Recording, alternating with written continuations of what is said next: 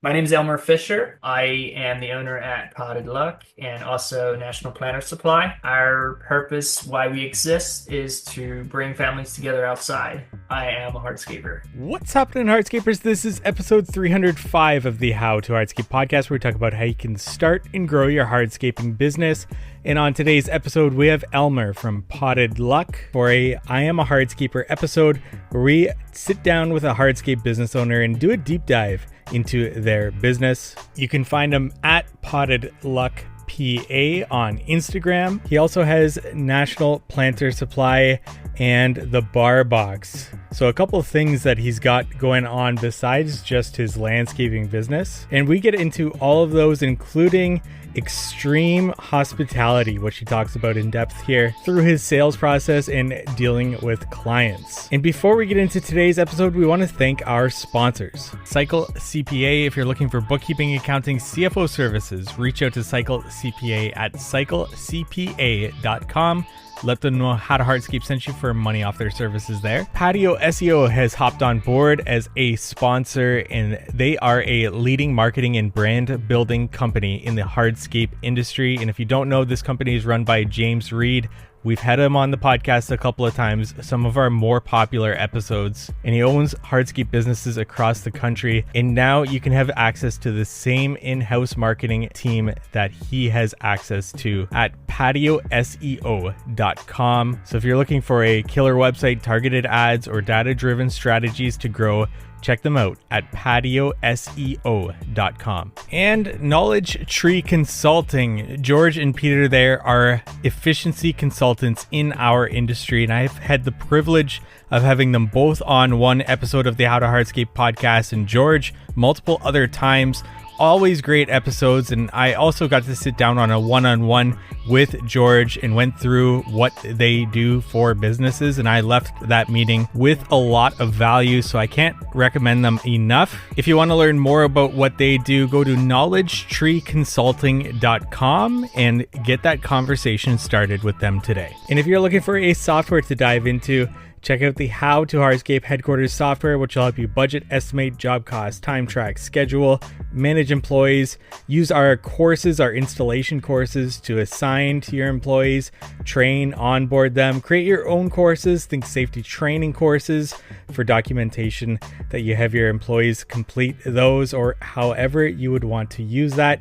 And now we just released a new update that allows you to track points for your employees. You can assign points to them completing courses or them clocking in on time at the beginning of the day and remembering to clock out at the end of the day, and engaging throughout the actual software. So a good way for you to track your employees' engagement, performance, and reward them from that quarterly, annually, monthly, whatever you see fit there. Check out the features that we have in a quick demo at hthheadquarters.com and book a demo with me there. And without further ado, let's get into today's episode with Elmer. Okay, Elmer, let's get to know a little bit more about you, yourself. How did you get started in the industry? What kind of brought you to Potted Luck? Start wherever you want, end wherever you want, but I'm sure I'll have lots of follow-up questions for you here. Hey, first of all, thanks for having me on. It's an honor to be part of the I'm a Hardscaper podcast. I got started 2012, 2011, 2012. I started working for a local landscaper. It was like my second cousin or something like that. And then it was about a second or third year there that I started becoming more involved with their projects, and their lead designer. Probably why I am today where I am is the lead designer really took an interest in who I am, and I became his child prodigy. That's how I got started. I really have fascination for design and love beauty and landscapes outside. Plants, I love planting. Today we do a lot of hardscaping, outdoor living spaces. In 2017, I married and moved 90 miles and started a business. So Wow. didn't really know anything about business starting out. So that was, if you would ask me today, if I would do it again, if knowing everything that I do today, probably not. But It's Howard today. It's a blessing to be part of the industry, and today we're doing outdoor living spaces and installing hardscape, landscape, and it's so awesome to be a part of a client's family building their family spaces where they make their memories is really at the end of the day, I love being part of it. Going back to like your experience working for the company there and getting that design experience, what were you able to kind of carry forward into starting Potted Luck? Like, where were some takeaways, whether it's from design or being on site with the installs? Any big takeaways that you were able to kind of transfer over to Potted Luck? Probably one of the best experience for me was to spend about I was doing scheduled maintenance for about 2 years. While I at the time I didn't I like to be part of projects, and it was just so much more fun to be where the activity's at and not just weeding. That maintenance experience was very helpful in understanding plants and how they grow and their habits, and just it gave you a little bit more insight on what this is going to be like in 10 years. And it helped me with design. It still helps me with designing today. And then on the install side, just understanding basic design, working with I was truly blessed with working with an experienced landscape designer. He's still designing in Reading, Pennsylvania, and he's very focused on like cutting edge designs. Like you go to Reading and he has signature landscapes there. I can drive anywhere in Reading and I can tell you who did that landscape. I see the landscape, it's like, yeah, I know who did the landscape. So that's really cool. What in terms of design, and because you're such a passionate about design, and it shows with your Potted Luck work there. And you mentioned how you could kind of go back to Reading and see like, oh, this is the person who designed it, the person that I worked with there. What are some like key things that you look at in when you see like a blank canvas and you come into a client's yard and you look to design it as you would? Are there any like aspects or aesthetics or things that stick out that you're like, yeah, I can put my Potted Luck mark? Is there certain things that are Potted Luck that you transfer over from job site to job site, or does it depend on like the environment around and how you're going to actually design to that environment? It definitely depends on the design style of the house and customer taste and budget. But I do like most landscapes, I tend to design naturally.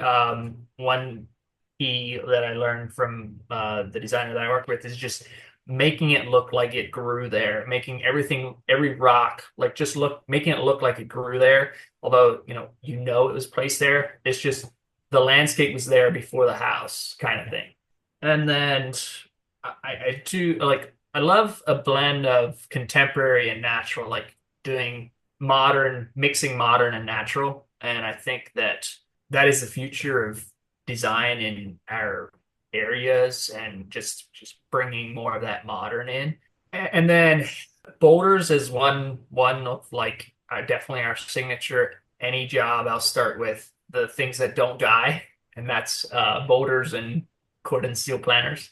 So that's like a framework that I start with, and after that is placed just the main plantings, like the base planting, and then hardscapes can be a challenge. I like to design hardscape around not always I'll cut a corner there and design sometimes where it makes the most sense.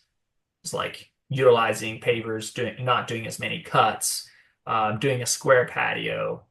I do, we do curved patios and so on, but I try to steer away from that and then designing the landscape in a way that it flows naturally. that's kind of my designing around hardscapes I do. Everyone likes to do cutlass patties. Well, there's the Dan Prestons, of course, and I appreciate that a lot too. I like to put a little bit more, have some budget left to do plantings. So Going to you mentioned Court and Steel, and you have now your own business that manufactures it and ships it nationwide. yes, Yeah, and correct. what's the business name? National Planter Supply. So where does that come into the picture? At what point in your business do you decide to start to do that? Early on, I started the business in 2017. I immediately I did that in Reading. I we built metal planters and brought that into the landscape. And there's just no one that really does that. And today there's a handful, but there's limited availability in cord and steel planters and those garden elements on the market. And so early on, it's about 2 years after starting Potted Luck, where I was like, someday I'll start a business where I make this available to anyone. I love seeing Corten. I love seeing Corten steel in landscapes, and so why not? This is it could be. I had a brother that does welding, and he jumped in on it, and so that was helpful in getting started with that as well. That's really just the demand and need for it in the market was kind of what inspired me, and I see it as an up and coming industry, and I was like, I want to be a part of it. Yeah, yeah. So how did you go about balancing, say, Potted Luck as it's growing and now National Planter Supply, to be able to, divide your time amongst those as you were growing both businesses? Was it just because you were using it in your designs? It just made sense to start to, put it together, assemble it, and it was just complementary. So it time wise, it worked really well for you, or how have you kind of balanced the time between those two? That's right. I'm designing products for my own use, and so it's not that's not that hard to just replicate that, duplicate those. And so every item on our product line is something that was built out of a need that I had in Potted Luck, and it does take some. I'm not. I have to constantly remind myself to separate the two. I treat National Planner Supply as my hobby, and now that I have a design sales manager, I can that'll help me scale that a lot more. But so far, it has been primarily been my hobby and do it when the kids are sleeping and not business hours. So How have you gone about getting clients nationwide? Like I can see locally making your names for yourself, but what has been the aspect to kind of get clients from all over for it? our website has helped some. I started out with my goal starting out was to sell retail and just do primarily e-commerce. That has kind of shaped into more distributor. We can do a lot better with getting more out to the masses if I focus more on distributor and building those relationships with distributors to cut back on a little bit more shipping and so on. Whereas retail e-commerce shipping to the door, which we still do some of that, and it's nice. But how I acquired the clients that we have today, just social media and Nice. yeah, a lot of social media and just word of mouth. Not again, not very heavily focused on growth since it's mostly been my hobby. My goal in 2 years is to be in all 50 states with our product, or 48, I'm sorry, 48 states with our product. So Maybe there'll be a 49th soon with Canada. No, just there we go. How does that make Canada feel? yeah, so let's go back to the move. 90 miles away and you start a business. That seems like a lot to take on, moving that far away and taking on, starting your own business at the same time. What were those first steps in terms of, acquiring clients in the area, making a name for yourself in the new area? what were like the initial steps in starting that business? Was it, I'm sure it wasn't exactly what Potted Luck is today. You had to start from somewhere and build yourself up. So it started out with an EIN. I started out with that first right away. And then just getting those clients. I was working at a local nursery, and my thought process was that there's all these people coming to the nursery to buy plants, right? They need somebody to put them in. And so I started out with just planting, like going out and doing single tree plantings and that kind of thing. And then I got a few landscapes from that. Didn't get as much from that as I in my head thought I would. And so I had to, I worked, moved, and married, moved 90 miles and worked at a nursery for 3 months after their spring season. They said they no longer had work for me, and so I was like, well, this is the time, as good of a time to do it, and so I jumped into it.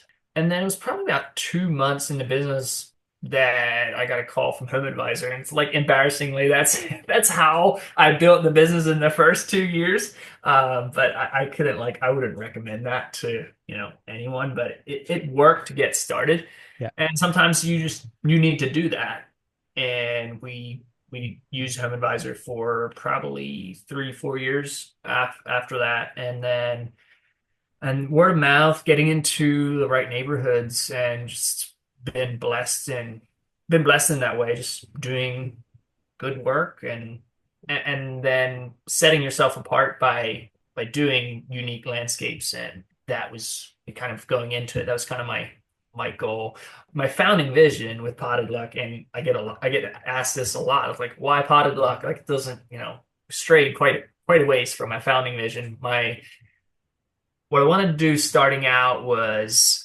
designing front porch planters and arrangements, and doing seasonal. Wanted to. I did that in Reading with the designer there. We had quite a few accounts that we would do seasonal planters, and I was like, I want to be doing this all the time. This is so much fun. That's a small 20 by 20 planter, and you get to pack a lot into that and make an impact for businesses and homes and so on. And the area I moved to is a little bit more rural, and obviously as a 20-year-old kid, I was like, so you have to sell yourself, and that's sometimes a bit harder. So we expanded out into landscape landscape maintenance, which I expected, and then also hardscaping. We also did tree service at the time. Today we service our existing clients with that, with maintenance and tree service. And so also today we still do planters and commercial seasonal arrangements and so on. Haven't cut that out, like, haven't cut all of that out, but have gotten a lot more selective. We want to take a break from today's episode to talk about marketing. Are you looking to take your hardscape business to the next level?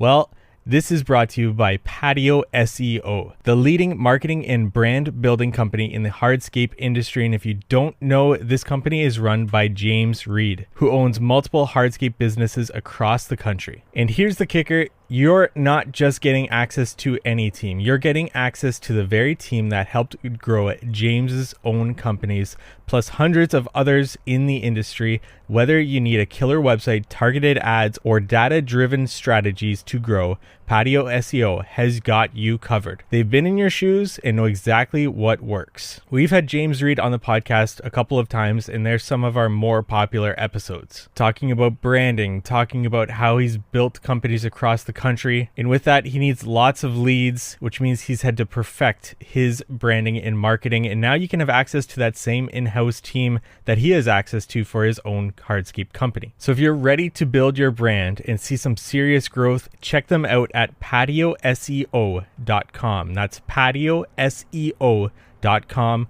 or follow James on Instagram at road to 100ms. That's road to 100ms. Let's get your business the attention it deserves. Now back to the episode. Is the plan to continue to hold on to like the maintenance portion and all that, or is the plan to kind of move slowly away from it? I think that we'll always do maintenance as hard. Like every season, I'm asked that question, or I ask myself that question. Like, this is like it's like the loss leader. I think, and that's how it is for most install companies, probably. But I it's it gives me touch points with clients that I wouldn't have that opportunity otherwise. And so I kind of treat it as our marketing. Last year we started offering premier care services where we do like monthly, and it helps streamline maintenance a lot more. And my goal long term would be to have only that, have those accounts where at the beginning of the season they sign up for the season. It's not like it cuts down on the communication that needs to happen throughout the year if they're only hiring you for, hey, I want you to come to my spring mulching. I now need summer pruning. I now need fall. Like we know that they all need that. So offering that up front and offering that as a package, I'm excited to grow that portion. And then that in turn has allowed us to do upgrades at clients that we do maintenance for. So it's definitely a challenge. I feel like it should almost be two separate entities and to really scale them. And I think, could I focus 100% on outdoor living and be better at it? I believe so. One piece of advice I have for myself is to focus on one thing and do well at it, which I don't have that good of a track record with, but still love every aspect of the business that I am part of. So I think that's the entrepreneur bug. I'm the same way. I always want to add more and more things. Is there something else that you're going to add to the business, or is that is this kind of the foundation to kind of build like each of these sort of different divisions and companies even that you have with the Court and Steel business? yeah, I think that gives that's the overarching view of the business in Potted Luck. I think. Getting into a client that reaches out to Potted Luck, say for design build work, where do you kind of take that conversation with them when they email, message, or call you to see if that's like a good client for Potted Luck that you would want to move forward to the next stage in the process? Sure. So our first priority is listening to the client's vision, lifestyle, and needs. I think that's one thing that me and the team, or we actually made it part of our core value this year, is extreme hospitality, and is I think that we as an industry could do a lot better at listening, just listening to what they want their space to look and feel like, and then designing around that, and then you'll have those that aren't a good fit, and that's okay. Like as I'm saying it, I'm speaking that to myself. There's calls that still come in. Like you just have to say like you're gonna be better suited with ABC company. So that's really what the initial conversation looks like. What's like a red flag or something that you'd be like, yeah, it's just not a Potted Luck client. Maybe you'd be suited elsewhere for that. Like anything in particular that kind of comes up in that initial conversation, that you're just, you know what, that's probably not the greatest fit there. Well, definitely the call that, hey, we have this plan here, and I know what I want. I know exactly what I want, and can you come do it for me? Is usually not a good fit for us. I mean, we'll take a look at it, and depends on if a client is really has their plan that they want to. It usually communicates that there will be more problems with this client. Just and that's okay. Like that's fine. That's what they want to do, but it's usually not best suited with us as design build. And then, so once you have decided, okay, this could be a client for us, does the consultation come next? And do you charge for that initial consultation? Yes, no, why not? Sure. So that's the initial call, and then we schedule a discovery call where we learn more about the client and what they're looking for. if the discovery call goes well, that's usually either we onboard them or give them a graceful exit. And then after that, it's we charge for a design deposit, and that is with the that expectation is set on the discovery call up front. And if we secure the design deposit, that's usually kind of part of our consultation charge. The $500 to $1,500 design fee. We package it as part of the project. This is like essentially a down payment with the project. If you don't want to work with us, then you this is that you'll get the design that you work with for us. But usually, like if you have a working relationship, they're usually not shopping around at that point. Another red flag is like client calls like I'm getting a few estimates. Can you come give me an estimate? At that point, I really like what is the scope? I want to listen to what is the scope of work that they're hoping to do, and then if it's something that fits within what we do, I usually ask a little bit more questions like what makes two or three estimates important to you? Are you looking for the lowest price or are you looking for an experience? And so, yeah, focusing on the experience is part of our as part of extreme hospitality has been important to me as well. So a few things that you've mentioned there that I want to touch on. First off, the discovery call. How are you doing that? Is that through like a Zoom in digital, or is it like just a phone call and kind of narrowing down on what they're looking for in their space? Yeah, so it's not a cut and dry. I try to do Zoom before the discovery call. I try to get as many pictures from their property and their inspiration photos as we can. And then a phone call is always less friction for a client than, clicking on a link and trying to open up their Zoom that they only do once a year or something like that. If it's an older generation client, I typically try to I'll be considerate of that and do just a phone call. And those that like I don't want to frustrate them to the point where they'll go elsewhere.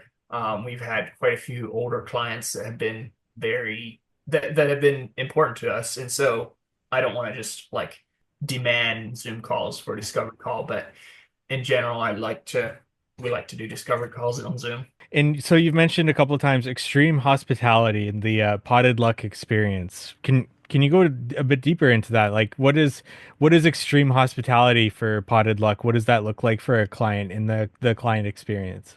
Just listening for cues that it's not a cut and dry. It's listening for those cues that warm the client's hearts. For one client, it might be like it might mean a lot to them that pick up their newspaper at the end of the driveway or clean up at the end of the day.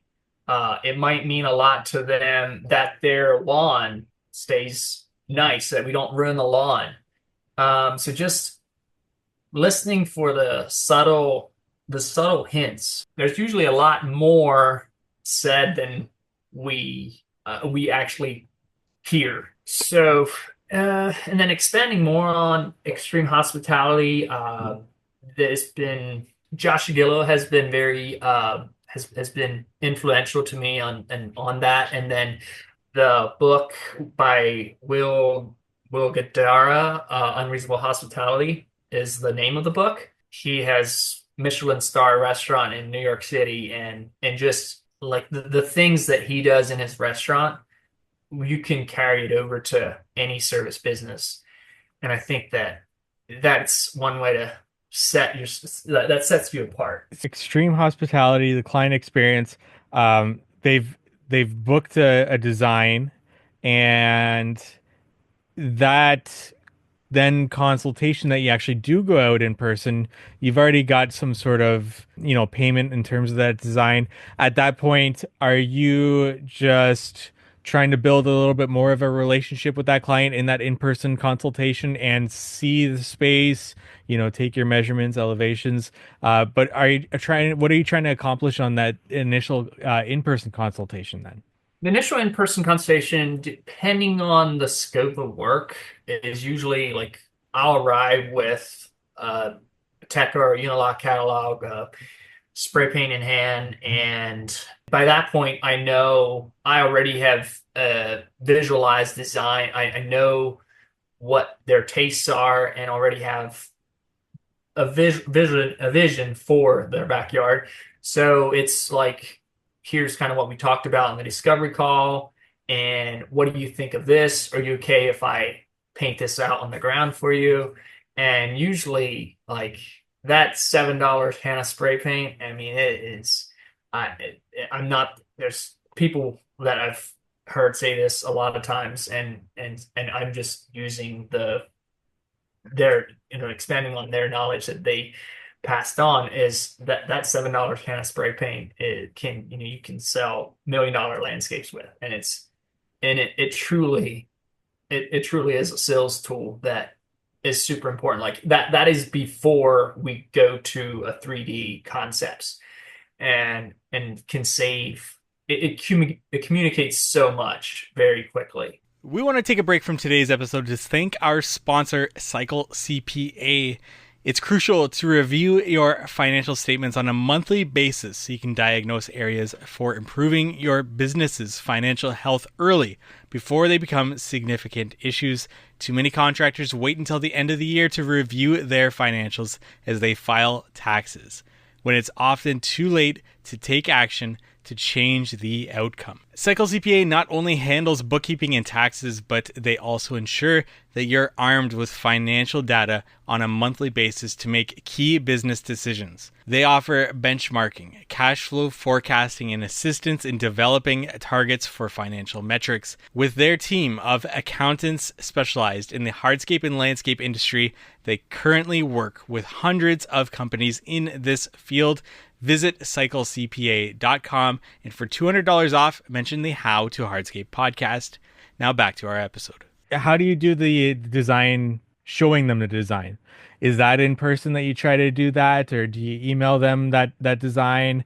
How do you go about presenting the design and whatever changes there might occur in that design? If it's a smaller project, I'll have a design drafted at the initial onsite, and if we're good, I'll make a few tweaks and have that ready at the initial onsite. And if it's a more in-depth project, it'll be like doing a first, second, and third. Like this is the groundwork of what are your thoughts. So, and then sometimes meeting throughout the design process. But yeah, just this last job that sold this turnkey backyard was the first rendering. Like it usually isn't that good, but the first rendering that we did was like, Elmer, you hit everything on spot. Like this is what we want. Like what does it cost? And like that is the best. Like that's the best scenario, and that happens by a lot of active upfront listening. Like on this product, this customer is a little has a few quirks, and is it's awesome. Like I love working with him. He loves to cook and has 12-inch intake fans for his kitchen, and he's like commercial kitchen in his house, and it's so cool. But right now they're side by side, and so if he's like cooking something like with duck fat or something, and I specifically mentioned that, it's sucking it right back in, so he gets that gets that back in the house. And so it was we're doing an addition to the house, and we're putting the vents on both sides, like we're redirecting the vents. And in that design, like I had we put the vent on there, and it's like, oh yeah, you got that. Like that just like just putting that vent there was it was like what I want. That was like an at best experience for from a design. And that was again that was following the process, initial call, on-site appointment, or discovery call, then on-site appointment, and just painting out. Like I used a couple cans of spray paint, just painted out everything. Like, what do you think of this? Is this and just just getting that and then putting it into 3D, and just that 3D sold the project then. Is your memory really good, Elmer? Like when you talk about active listening and being able to, digest something as simple as the intake there, is your memory really good, or are you taking notes during when they're talking, or do you try to retain as much as possible, get to your truck and write it all down as quickly as possible? Like how are you able to digest all that minute detail before you kind of get to a design? So in our customer file, from the initial call, discovery call, and on site, we have a list of like things that are important to the client, and just adding to that. During at the on site, most of our calls, most of our I'll record on site, and then I'll AI will do a transcript of that, so I get those bullet points. Yep. But and then also taking note of those important things during the meeting. I There's usually two of us, so I really focus on active listening and eye to eye contact with the client.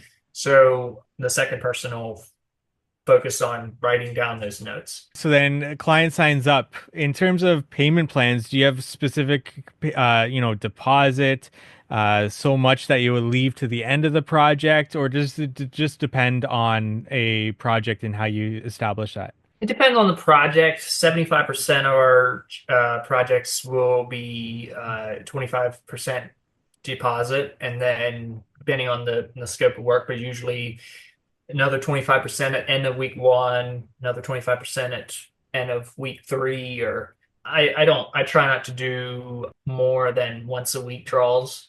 I've kind of moved away from stages. Like I've in the past, once the pavers are laid, and so on. And then sometimes like there's this small minute detail that wasn't happen, and the client looks at it, well, I thought we're paying here. And it just, at the end of week one, is pretty clear. Like the client, if they need to move money around, they can plan for that a little bit better.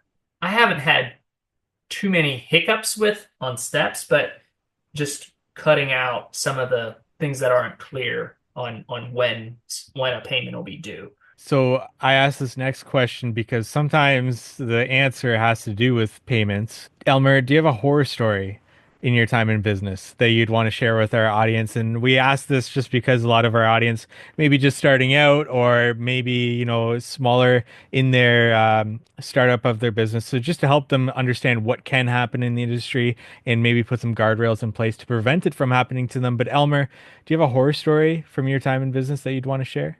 Every business has that horror story to some level. And I've contemplated your question, like when you sent it to me initially. I'm like, I really don't have like an absolute horror story. I am also a person that I block out the bad things that happen. I actually forget them. But there's one incident that I remember, is that a subcontractor, which is my fault too. Like I'll take blame for whatever happens on our job sites. But he hit a gas line going to the house. He was installing a fence, and the dig lines were confirmed. He was off to the side a little bit. He was putting in fence posts, and it wasn't directly on it, but he happened to hit it, and he put his fence in, and like nobody knew. And until like 3 months later on a weekend, that the client smelled gas, and they called the gas company, and yeah, there was gas oozing out of the ground. Like this was after everything was paid for and all that. So that's that's kind of a horror story. I mean, I don't like that to happen. So yeah, how could it have been avoided? I don't know. Just the dig lines were pretty clear. Did the subcontractor, get close? Yes, it was. He was digging. It was 3 feet down, and it was right at the bottom, and like it was, everything was concreted in afterward.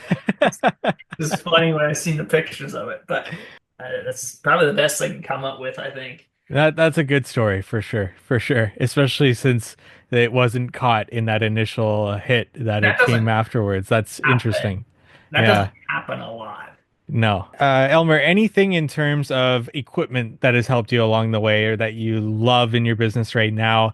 Installation practices. I usually just ask this question together just to see if there's anything that you kind of live by in your business, whether it's installation type style or it is equipment that you stand by. So starting out, I think that first piece of equipment, and most people will have the same response. That first piece of equipment is like really launched that year. The first year we didn't have equipment, we rented a little bit, and that second year I crunched the numbers and I didn't qualify for any low interest loans, and I got this super high interest loan at like 25%.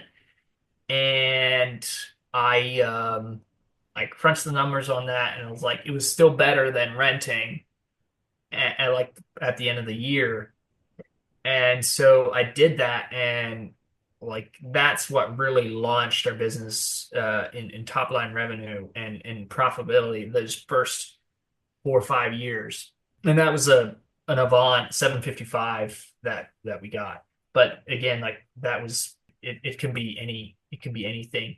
Today, of course, I stand by our bar box. I think I love being a little bit more efficient in every way we can, and that was one that we just built here as a pain. It was a pain point that we had is just moving small tools from the job trailer to the work site, and yeah, just building a larger than life job box and moving things around that way.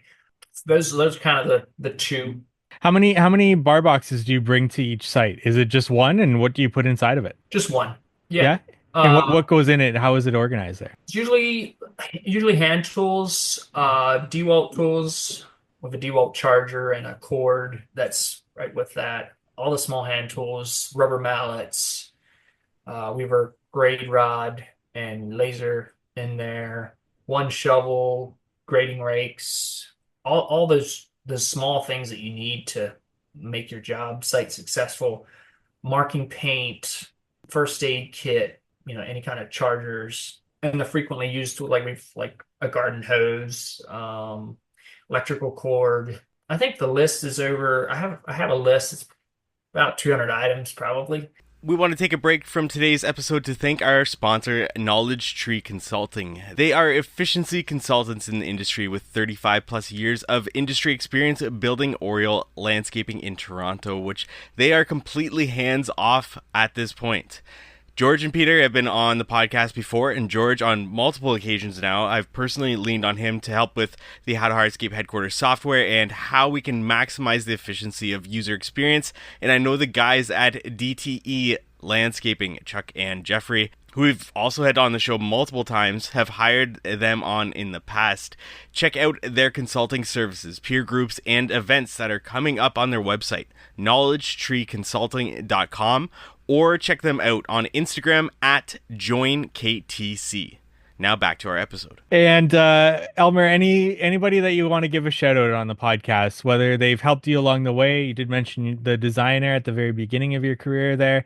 Anybody offline, online that you look to for inspiration or business advice helped you along the way at all? Yeah, so shout out to starting out, like where I, got most of my education and like my entrepreneurial drive to, to build great landscapes is Bruce Dingledine in Reading. He's 75, maybe 80 by now, and he's been a huge influence, and yeah, it's been a huge influence in who we are today. And then shout out to Josh Aguilo. The last 4 or 5 years, I've known him, just kind of following along on his best practices, and he does more of a design manage model. He also has the Outer Spaces podcast. I think it might have changed name now, but yeah, all the like Instagram has been a huge influence as well. So shout out Instagram. Yeah, yeah. And so like Caleb Ballman, Jeremy Swire, Andy Mulder, and there's so many friends that I message frequently. Inca Stone, Josh Sutton. You follow along on their work, and you build great work off of other great people, and it's so awesome. It truly is Yeah.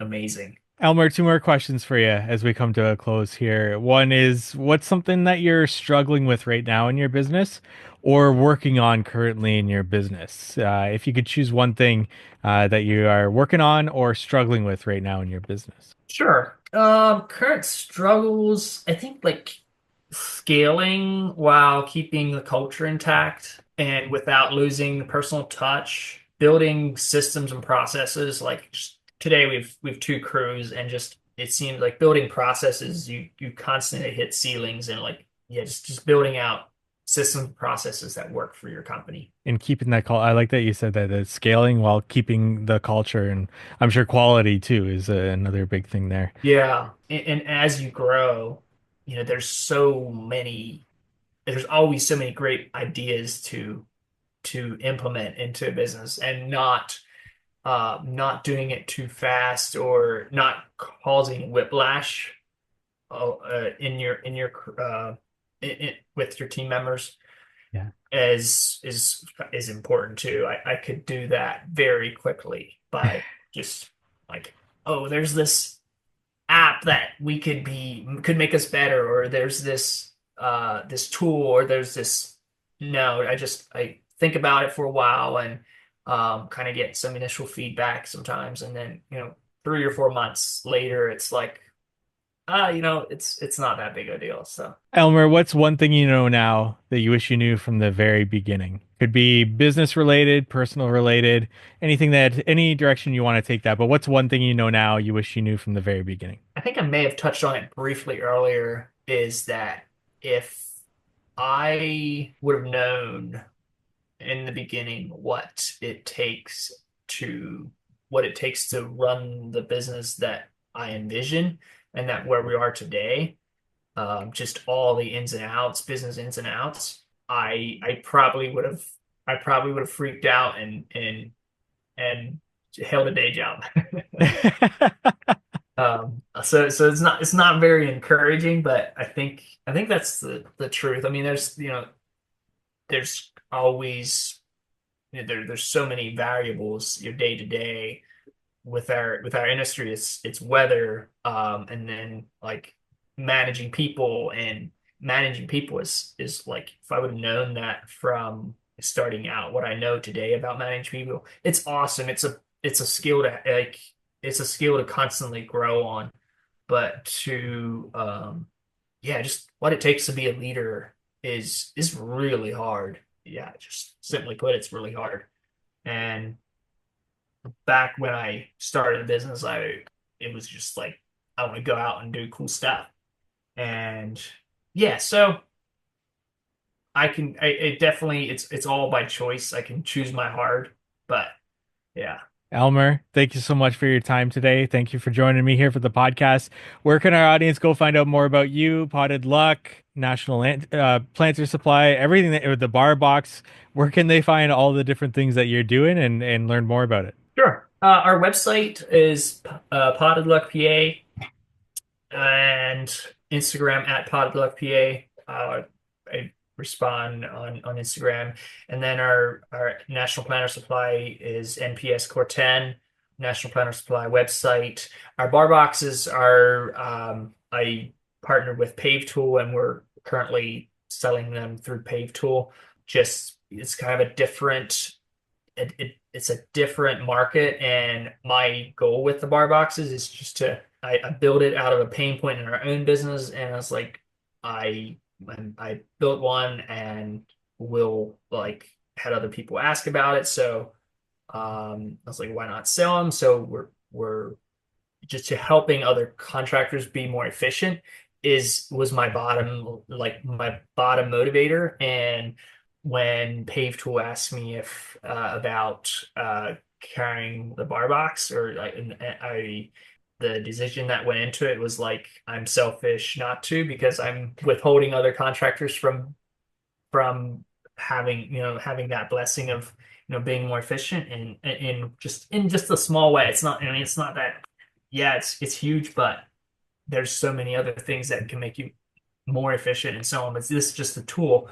And so today we're exclusive selling the bar boxes exclusively through Pave Tool. One thing I will say, that one thing that has helped our business a lot, and I think every company should focus on, is their Google My Business page and SEO. Just constantly improving your website, finding that person that you can create, you can build a relationship with, either to do that or hiring someone on staff. But that has been so key in building the business, in getting us the leads that we have today.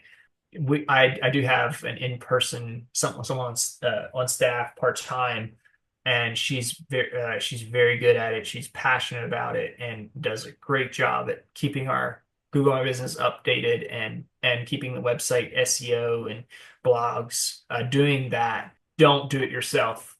Don't do it yourself. You're not, like, unless you're dedicated and have it on your calendar, it will not be. It won't do for you what somebody that's dedicated to it will do. And with that said, just finding that person that you can trust. I, like, 3 or 4 years, like, bounced around and got screwed over by so many people. Like, that's just it happens to the best of us, and it happens to probably everyone. But that's one takeaway that I have from finding that person to work with. How did you find that person, and what was the decision like at the time to bring on the part-time staff? Was it a difficult decision to do, or did you see, like, the bigger picture in bringing on somebody that you would have to pay, that it's not actually producing labor in the field? That was definitely a ceiling to work through, and even just a thought, like just working through that mindset of like having another person.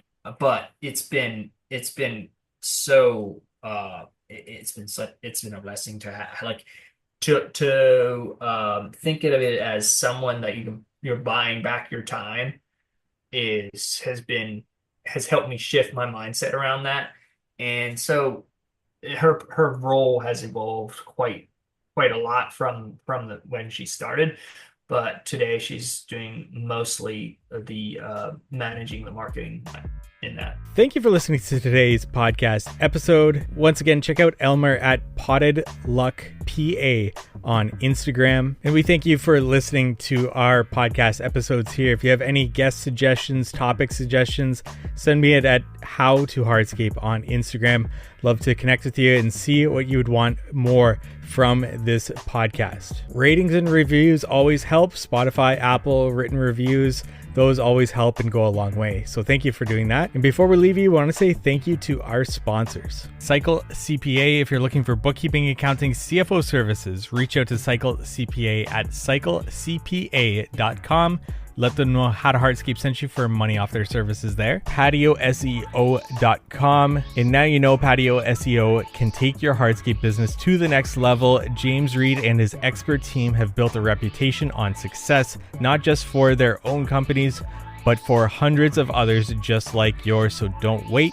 Visit PatioSEO.com to learn more and get started. But also be sure to follow James's journey on Instagram at Road to 100 M's. That's Road to 100 MS for behind the scenes tips and insights. And I do recommend checking that out and following along to that. Ready to build your brand? Patio SEO is here to help you every step of the way. And Knowledge Tree Consulting. George and Peter there are efficiency consultants in our industry, and I've had the privilege of having them both on one episode of the How to Hardscape podcast, and George multiple other times.